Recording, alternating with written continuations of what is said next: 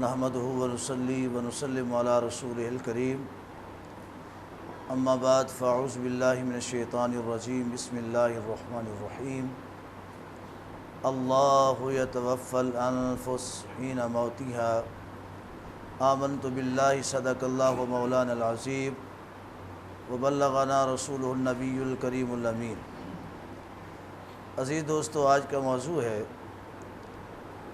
حضرت فاطمۃ الزہرا سلام اللہ علیہا، آپ کی عظمت، آپ کی شان، اللہ کے رسول اللہ کے پیارے صحابہ کی نظر میں۔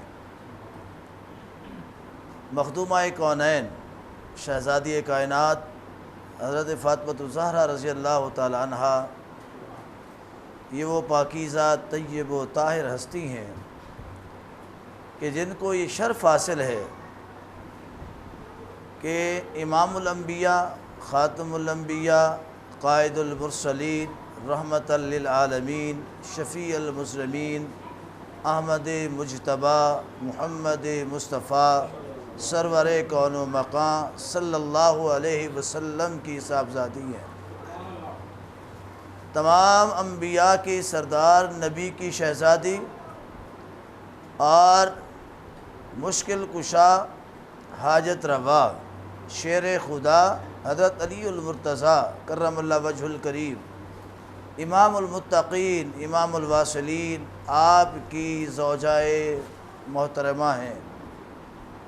اور تیسرا شرف یہ ہے کہ آپ کی اولاد وہ اولاد ہے جو جنتی جوانوں کے سردار ہیں، شہزادے ہیں پاک نبی صلی اللہ علیہ وسلم کے، اور وہ شہزادے جو کبھی نبی علیہ السلام کے سینہ اطہر پر کھیلنے والے، کبھی دوش مصطفیٰ پر سواری کرنے والے، اور کبھی زلف مصطفیٰ کو مہار بنا کر کھیلنے والے، کبھی انگلی مصطفیٰ پکڑ کر مدینے کی گلیوں میں سیر کرنے والے، اور کبھی دوش مصطفیٰ پر بیٹھ کر مدینے کی باغ بہار گلیوں میں، معطر پاکیزہ گلیوں میں زمانے کے لوگوں کو اپنا شرف دید بخشنے والے، یعنی حسنین کریمین، سید الشباب اہل الجنہ، ان شہزادوں کی اماں جان ہے۔ آپ کی عظمت و شان تو یہ ہے کہ پاک نبی صلی اللہ علیہ وسلم، آپ کا وصال با کمال کا جب وقت قریب آتا ہے تو دروازے پر دستک ہوتی ہے۔ مخدومہ کائنات اپنے بابا جان کی بارگاہ میں حاضر ہیں۔ آپ دروازے پر آنے والے سے پوچھتی ہیں کون؟ تو باہر سے جواب آتا ہے میں سائل ہوں۔ آپ اندر سے فرماتی ہیں آج چلے جاؤ، میرے بابا کی طبیعت درست نہیں ہے، وہ علیل ہیں، پھر آ جانا۔ دوسرا روز ہوتا ہے، پھر دروازے پر دستک ہوتی ہے، پھر شہزادی کونین پوچھتی ہیں من انت، کون؟ باہر سے جواب آتا ہے اعرابی ہوں، دیہات کا رہنے والا ہوں، اور رسول اللہ صلی اللہ علیہ وسلم سے ملاقات کرنا چاہتا ہوں۔ آپ فرماتی ہیں کہ میرے بابا جان کی طبیعت صحیح نہیں ہے، واپس چلے جاؤ اور دوبارہ آنا۔ تیسرے روز پھر وہی دستک ہوتی ہے، پھر شہزادی کونین پوچھتی ہیں کون؟ باہر سے جواب آتا ہے غریب ہوں، رسول اللہ صلی اللہ علیہ وسلم سے ملاقات چاہتا ہوں۔ آپ نے فرمایا کہ چلے جاؤ، میرے بابا کی طبیعت درست نہیں۔ تو کائنات کے والی و مختار آقا، شفیع المسلمین آقا صلی اللہ علیہ وسلم، آپ نے شہزادی کونین سے پوچھا اے بیٹی بتا تو صحیح یہ کون ہے؟ عرض کی بابا جان 3 روز ہو گئے مسلسل، کبھی سائل آتا ہے، کبھی اعرابی آتا ہے، آج کوئی غریب و مفلس آیا ہے۔ آپ فرماتے ہیں بیٹی تو جانتی ہے یہ کون ہے؟ عرض کی بابا جان میں نہیں جانتی۔ فرمایا یہ اور کوئی نہیں، یہ اسرائیل ہے، جبرائیل بھی اس کے ساتھ آتا ہے اور تیری حیا کر رہا ہے، تیری رضا کی حیا کرتا ہے، تیری پردے کی حیا کرتا ہے، اور اے میری بیٹی جب تک تو اس کو اجازت نہیں دے گی یہ میرے دروازے کے اندر داخل نہیں ہوں گے۔ یہ مخدومہ کونین ہیں، یہ شہزادی کائنات ہیں کہ جن کے دروازوں پر تو فرشتے بھی بغیر اجازت داخل نہیں ہوتے۔ اتنی عظمت و شان کی حامل کہ ایک دن دوپہر کے وقت میں رسول اللہ صلی اللہ علیہ وسلم صحابہ کے درمیان بیٹھے ہیں، سورج غروب ہو جاتا ہے، دوپہر کے وقت میں سورج غروب ہوتا ہے، اندھیرا چھا جاتا ہے، صحابہ کرام سمجھتے ہیں شاید قیامت آ گئی ہے، تو کائنات کے والی مختار آقا صلی اللہ علیہ وسلم فرماتے ہیں علی اپنے گھر چلے جاؤ اور میری بیٹی فاطمہ سے کہو اپنی چادر کو سیدھا کر لیں، اپنی چادر کو درست فرما لیں، چونکہ ان کا ایک بال چادر سے باہر ظاہر ہو رہا ہے۔ تو مخدومہ کائنات کی بارگاہ کے اندر حضرت علی پاک حاضر ہوتے ہیں اور آپ کی چادر کے حوالے سے نبی علیہ السلام کے ارشاد پاک سناتے ہیں۔ خاتون جنت جب چادر مبارک کو درست فرماتی ہیں سورج پھر باہر نکل آتا ہے۔ یہ وہ شہزادی ہیں جن کا حیا تو آسمان پر چمکنے والا سورج بھی کرتا ہے، اور ایسی شہزادی کونین ہیں کہ جن کو آقا کریم علیہ السلام نے فرمایا کہ میری بیٹی فاطمہ آپ سیدۃ النساء العالمین ہیں، تمام عالمین کی عورتوں کی آپ سردار ہیں، جنت میں جتنی عورتیں جائیں گی سب کی سرداری حضرت فاطمہ الزہرا کے پاس ہے۔ اور قیامت کے روز جب خاتون جنت میدان حشر میں حاضر ہوں گی، تشریف لائیں گی، تو 72,000 حوروں کے درمیان میں آپ کی جلوہ گری ہوگی۔ جب آپ تشریف لائیں گی تو کائنات کا قیامت کا نقشہ بدل جائے گا، قیامت کا سما بدل جائے گا، حشر کے میدان میں ایک رنگ و نور کی محفل سج جائے گی، اور اللہ کریم ہر نبی سے فرمائے گا، ہر ولی سے فرمائے گا، ہر رسول سے فرمائے گا، پوری کائنات سے فرمائے گا نگاہوں کو نیچا کر لو، نگاہوں کو نیچا کر لو۔ نگاہیں نیچی کر لی جائیں گی، پھر مخدومہ کائنات تشریف لائیں گی، تو سوال ہوگا، فرشتے پوچھیں گے مالک یہ کس کی جلوہ گری ہو رہی ہے کہ ہر ایک کی نگاہ نیچی کرائی جا رہی ہے؟ تو جواب آئے گا میرے محبوب کی شہزادی آ رہی ہے۔ یہ اتنی عظمت والی کائنات کی ہستی ہیں۔ آپ دعا کرتی ہیں مالک آج تک مجھے کسی اجنبی نے دیکھا نہیں ہے، کسی اجنبی کی نگاہ میرے اوپر نہیں پڑی ہے، تو میں دعا کرتی ہوں تیری بارگاہ میں اور التجا کرتی ہوں کہ جب وقت موت آئے، آخری وقت آئے، تو فرشتہ بھی میرے لیے غیر ہے، تو مالک اسرائیل بھی میری صورت کو نہ دیکھے، اسرائیل بھی میرے وجود کو ہاتھ نہ لگائے۔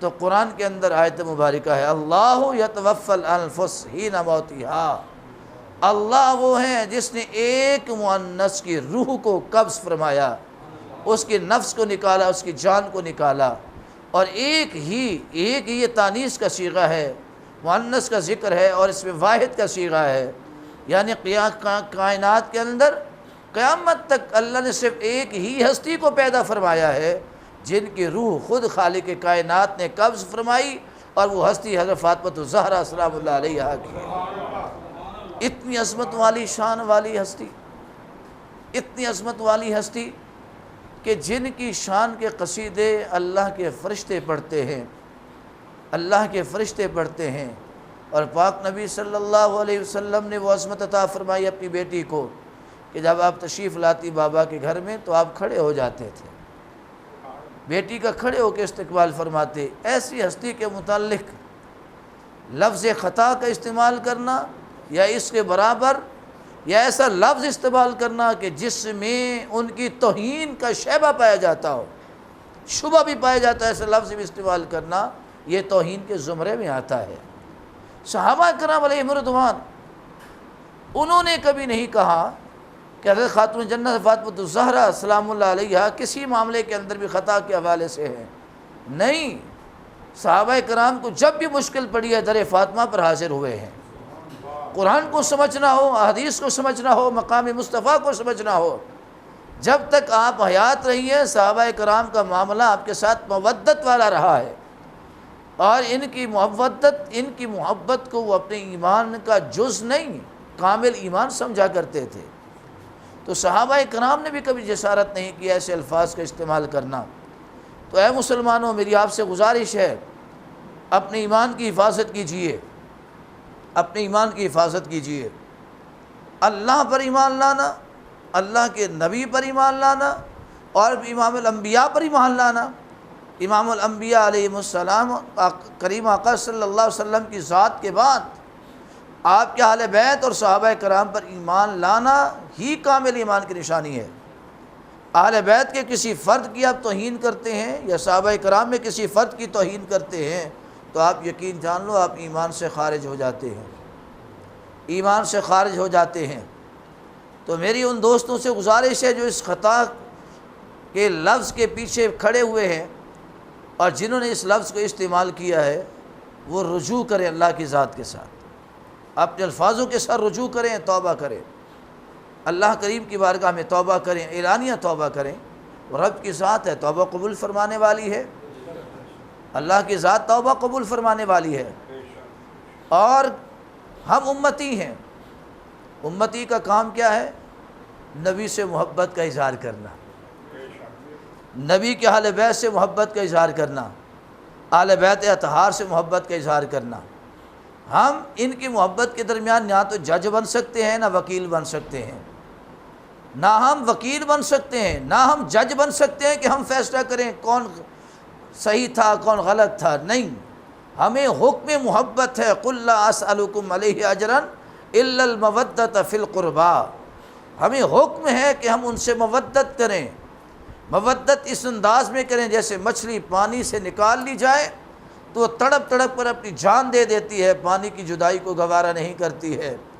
مودت اس انداز میں ہو کہ روح جسم کے اندر ہے تو جسم کام کر رہا ہے، روح جسم سے باہر نکل گئی، جسم سے تعلق ختم ہو گیا تو جسم بیکار ہو گیا۔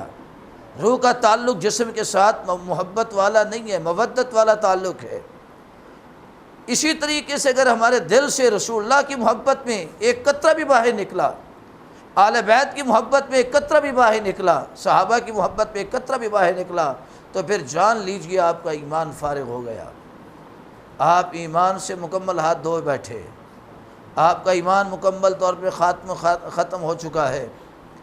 آپ نئے سرے سے اللہ کی بارگاہ کی طرف رجوع کیجئے، نئے سرے سے رسول اللہ صلی اللہ علیہ وسلم کی بارگاہ کے اندر حاضر ہو جائیے، اہل بیت اطہار سے مخلص ہو جائے، مخلص ہو جائے۔ دانستہ طور پر یا غیر دانستہ طور پر اگر کوئی غلطی سرزد ہو گئی ہے تو اس کا ایک ہی انداز ہے کہ وہ معافی طلب کی جائے، توبہ کی طرف رجوع کیا جائے تاکہ اللہ تبارک و تعالی ہماری اس غلطی کو معاف فرما دے، اللہ تبارک و تعالی ہم پر رحم و کرم نازل فرما دے۔ تو میں گزارش کرتا ہوں امت مسلمہ سے کہ یہ جو وقت گزر رہا ہے بڑا اوکھا وقت ہے اور فتن دور ہے، اس میں ایمان کی حفاظت کرنا بہت مشکل کام ہے۔ نئے سے نئے فتنے پیدا ہو رہے ہیں، نئے سے نئے معاملات پیدا ہو رہے ہیں، اور ہمیں حکم کیا جیسے میں نے پہلے عرض کی ہے کہ ہم نہ جسٹس بن سکتے ہیں، جج بن سکتے ہیں، نہ وکیل بن سکتے ہیں۔ ہم بنیں کیا؟ ہم در مصطفیٰ کے نوکر بن جائیں، ہم صحابہ کے نوکر، صحابہ کرام کے نوکر بن جائیں، اہل بیت اطہار کے نوکر بن جائیں۔ نوکر کا کام ہے مالک کو راضی رکھنا، نوکر کا کام کیا ہے؟ مالک کو راضی رکھنا۔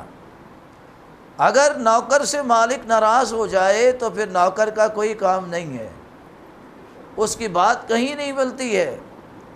اس لیے اپنی نوکری کو مضبوط کیجئے، اپنی محبت کے رشتے کو مضبوط کیجئے، اپنے اس تعلق کو مودت کے رشتے کو مضبوط کیجئے، اہل بیت اطہار کے دامن سے لپٹ جائیے، صحابہ کرام کے دامن سے لپٹ جائیے۔ نبی علیہ السلام کے جتنے غلام ہیں ان غلاموں سے محبت کیجئے۔ اور میں اکثر کہا کرتا ہوں کہ اگر آپ اللہ کے دوست بننا چاہتے ہیں تو آپ ان کو اپنا دوست بنا لیں جن کو اللہ نے اپنا دوست بنا رکھا ہے۔ اللہ کے محبوب بننا چاہتے ہیں تو انہیں اپنا محبوب بنا لیں جن کو رب نے اپنا محبوب بنایا ہے۔ اللہ کے قریب ہونا چاہتے ہیں تو آپ ان کے قریب ہو جائیں رب نے جن کو اپنے قریب کیا ہوا ہے۔ اگر آپ ان کے قریب ہو جائیں گے تو آپ پھر سمجھیں کہ آپ اللہ کے بھی قریب ہیں، اللہ کے رسول کے بھی قریب ہیں، اور ان ہستیوں کے جو انسان قریب ہو جاتا ہے اس کا اس دنیا کے اندر بھی بیڑا پار ہو جاتا ہے، آخرت کے اندر بھی بیڑا پار ہو جاتا ہے۔ ہماری انجزات، ہماری بخشش، ہماری ذریعہ توشہ آخرت ان اہل بیت اطہار کی ہستیوں کی محبت کی وجہ سے ہوگا۔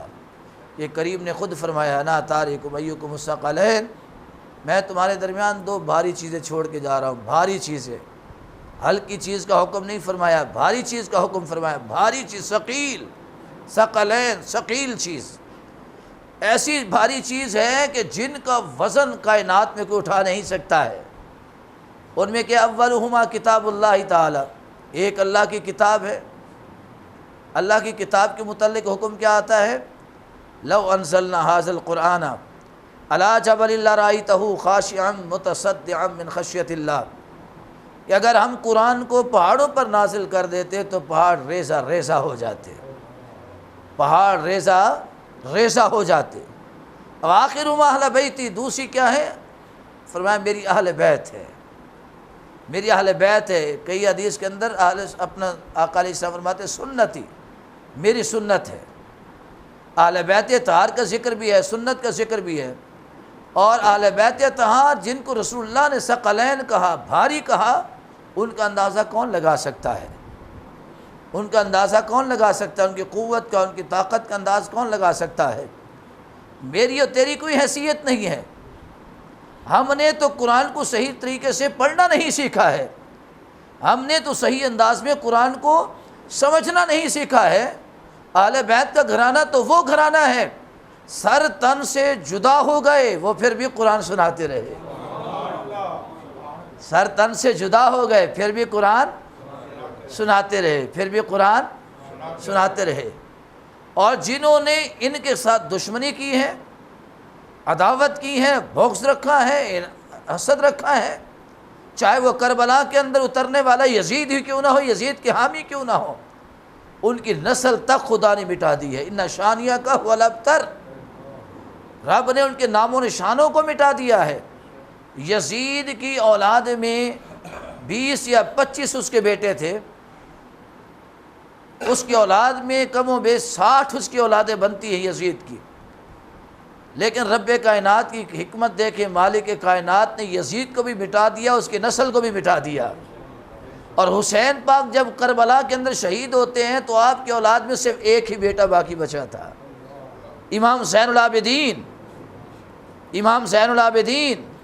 آج پوری کائنات کے چپے چپے میں آپ جہاں بھی چلے جائیں، حسین بھی زندہ ہے، حسین کی اولاد بھی زندہ ہے، حسین بھی زندہ ہے، حسین کی اولاد بھی زندہ ہے۔ اس لیے ہمیں حکم ہے کہ ہم اہل بیت اطہار سے محبت کا رشتہ نبھائیں، رافضی، ناسبی، خارجی نہ بنیں۔ ایسے نہ بنے کہ قیامت کے دن رسول اللہ صلی اللہ علیہ وسلم جب ہمیں دیکھیں تو ہم سے چہرہ موڑ لیں۔ ایسے عمل نہ کرو، کیونکہ قیامت کے دن سرداران جنت حسنین کریمین کی جوڑی میرے پاک نبی کے دائیں اور بائیں کھڑی ہوگی، اور جنت کی ٹکٹ علی المرتضیٰ بانٹ رہے ہوں گے۔ یہ یاد رکھو، اور انہی کی محبت، انہی کی وفا تمہیں آخرت میں نجات کے در تک لے کے جائے گی۔ اگر ہم نے ان سے وفا کا رشتہ نہ نبھایا تو یقین جانیے قیامت کے دن رسول اللہ کو ہم چہرہ نہیں دکھا سکیں گے، اور جس سے قیامت کے دن رسول اللہ صلی اللہ علیہ وسلم نے اپنا چہرہ مبارک موڑ لیا، اللہ کی بارگاہ سے اسے کوئی چھڑا نہیں سکے گا۔ اور جس کو رسول اللہ صلی اللہ علیہ وسلم نے دامن کرم میں چھپا لیا، اپنی رحمت کی چادر میں چھپا لیا، اپنی شفاعت کی نگاہ میں چھپا لیا، یقین کیجئے کہ اسے جنت پہ جانے سے کوئی روک سکتا نہیں ہے۔ تو اس لیے آج کے اس پرفتن دور میں میں اپنے احباب کو گزارش کرنا چاہوں گا، دیکھنے والوں کو، سننے والوں کو، اپنے ایمان کی حفاظت کیجئے، اپنے ایمان کی حفاظت کیجئے، ایسے لوگوں کے پیچھے مت چلیں۔ اور آج تو فرق کرنا بہت آسان کام ہے، ہمارے اندر تو ہر ایک انسان جو ہے وہ اپنے اندر کا دانشور ہے، وہ ادیب ہے، وہ ادیب ہے، وہ اس کو پہچان ہوتی ہے۔ اب ہر انسان کو پہچان ہے کہ پانی کہاں سے اچھا ملتا ہے، کس کمپنی کا پانی اچھا ہے۔ ہر بندے کو پتہ ہے کہ دودھ کہاں سے خالص ملتا ہے، ہر بندے کو پتہ ہے کہ کپڑا کہاں سے اچھا ملتا ہے، ہر انسان کو خبر ہے کہ کون سا درزی اچھی سلائی کرنے والا ہے۔ کیا ہمیں خبر نہیں ہے کہ کون سا بندہ عاشق رسول ہے جہاں سے ہمیں عشق و محبت کا سبق مل رہا ہے؟ ہم اتنی پہچان نہیں کر سکتے۔ ایک ہی ترازو میں آپ کو بتاتا ہوں، ایک ہی ترازو بتاتا ہوں، بڑا آسان حل بتاتا ہوں کہ ہم انہیں کن لوگوں کے دامن سے وابستہ ہونے آج کے دور میں کہ ہماری آخرت سنور جائے، کن سے ہم نے محفوظ رہنا ہے۔ سرکار دو عالم صلی اللہ علیہ وسلم کی محبت یہ واجب کیا فرض ہے، اس کے بغیر تو کچھ بھی نہیں ہے، اس کے بغیر کچھ بھی نہیں ہے۔ رسول اللہ صلی اللہ علیہ وسلم کی ہستی تو بہت بڑی ہستی ہے، بہت بڑی، اتنی بڑی ہستی کہ کائنات میں کسی کے گھر اسرائیل فرشتہ اجازت لے کر نہیں جاتا، اور میرے نبی کی بارگاہ ہے کہ جب تک اجازت ملتی نہیں ہے فرشتہ بھی اندر داخل نہیں ہو سکتا۔ تو ان کے متعلق چوں چراں چنانچہ یہ لفظ استعمال نہیں کرنے۔ جس شخص کے اندر سے نبی علیہ السلام کے بغض، حسد یا توہین کی بو آتی ہو، اس کے قریب مت جاؤ، وہ ملاوٹی سودا ہے۔ جس کے اندر سے صحابہ کے بغض کی بو آتی ہو، حسد کی بو آتی ہو، صحابہ کے خلاف چلتے ہو، سب و شتم کرتے ہوں، صحابہ کے خلاف غلیظ زبان استعمال کرتے ہوں، وہ ملاوٹی سودا، اس کے قریب نہیں جانا۔ جس کے اندر اہل بیت اطہار کا بغض ہو، ان کے خلاف نفرت ہو، وہ بدبو دار قسم کا سودا، ان کے قریب نہیں جانا۔ جن کے دلوں میں اولیاء کرام کے حوالے سے بغض و حسد ہو، ان کے قریب نہیں جانا۔ اور جن کو دیکھو کہ ان کی آنکھیں، جن کے دل، جن کی آنکھیں، جن کی زبانیں رسول اللہ کی عشق و محبت کا بیان کر رہی ہیں، اہل بیت اطہار کے گیت گا رہی ہیں، صحابہ کرام کی عظمت کے پرچم اٹھا کے ہیں، اہل بیت اطہار کے علاوہ ان کے ماننے والے اولیاء کرام، متقین اور صالحین کے دامن کے ساتھ جو وابستہ لوگ ہیں، وہ سمجھ لینا یہ سچا اور کھرا سودا ہے۔ یہ ملاوٹ کے بغیر لوگ ہیں جن کے اندر سے رسول اللہ کی محبت کی خوشبو آتی ہو، حسنین کریمین اور آپ کے گھرانے کی محبت کی خوشبو آتی ہو، سیدنا صدیق اکبر، فاروق اعظم، عثمان غنی، مولا علی اور تمام صحابہ کرام کی محبت کی خوشبو آتی ہو، اور علی پاک سے لے کر غوث اعظم تک، غوث پاک سے لے کر داتر حجویری تک، داتر حجویری سے بابا فرید تک، مجدد الفسانی حضرت بہاؤالدین زکریا ملتانی تک، اور قیامت تک آنے والی اولیاء کرام کی محبتوں کی جن کے وجودوں سے خوشبو آتی ہو، جن کے الفاظوں سے خوشبو آتی ہو، سمجھنا وہ سچا اور سچا یہ سودا ہے۔ ان لوگوں کے دامن سے وابستہ ہو جانا، دنیا بھی کامیاب ہو جائے گی، آخرت بھی کامیاب ہو جائے گی۔ دعا ہے اللہ کریم کی بارگاہ میں اللہ پاک عمل صالح کی توفیق عطا فرمائے۔ اللہ کریم ہم پر اپنی رحمتوں اور اپنی برکتوں کا سایہ عطا فرمائے۔ ذکر اہل بیت کے صدقے، شہزادی کونین کی چادر رضا کے صدقے کہ جن کے متعلق قرآن نے فرمایا انما یرید اللہ لیذھب عنکم الرجس اہل البیت ویطہرکم تطہیرا۔ جس چادر کی رضا کی قصیدے رب نے پڑھے ہیں، اللہ اس چادر کے وسیلہ سے ہم سب مسلمانوں کو کرونا وائرس سے محفوظ فرمائے، ہماری ملت اسلامیہ کو اللہ اپنے حفظ و امان میں رکھے، پاکستان